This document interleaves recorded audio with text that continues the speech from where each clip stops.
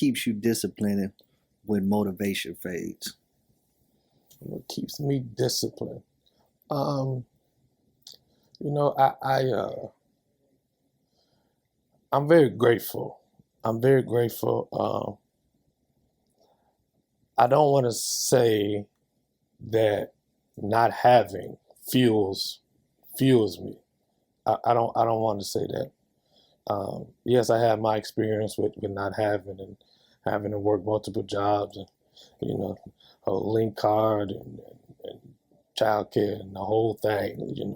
Dirty rice wasn't a side dish; it was the dish. You know what I mean? It was. So I got those that struggle period, but I don't want to say that fuels me as much as um, um, exposure. Exposure is what's big to me. And that's another thing I really pushed on the young people. Exposure. I was able to be exposed to different things, quality of life, and by me being out and about, and I travel and take different things. So I've been exposed to things that I didn't growing up didn't think was possible. So once I got exposed to it and learned that it's possible, then that kind of keeps me disciplined to say, okay, I've experienced it. This is where I am. So I'm going to do what it takes to keep it. I've done crazier stuff for less, so of course I'm gonna do it. We all have, ain't we? So of course I'm gonna do what I need to do, and then I got my family with me, so to see us accustomed to certain lifestyle and exposure, then I do what I got to do. I put it on my shoulders and do what I got to do. It's hard to go back, baby. That ain't even an option, though. Yeah, no such thing. Mm-hmm. Yeah. Tell me this.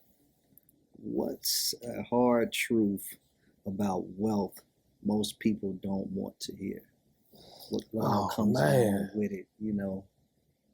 I've been to your house. I know, you got a nice home, pool, and that, What? A misconception. Mm-hmm. I'm still learning. I'm learning stuff like that now. I speak from my things that I've learned. I'm learning is the stress that comes with it. It's not all glitz and glamour, and the stress part is real. And so I do a lot of studying and different things. So something I heard recently, he said some people only want more because somebody else wants more. You heard somebody say they want more, but you really don't have an idea of what you really want. So, we all see somebody who grew up watching On Top of the World, and now they in prison, and you say they doing unthinkable stuff you seeing now. Diddy, that whole thing. So it's like, and not just him, but multiple people that we saw that's wealthy.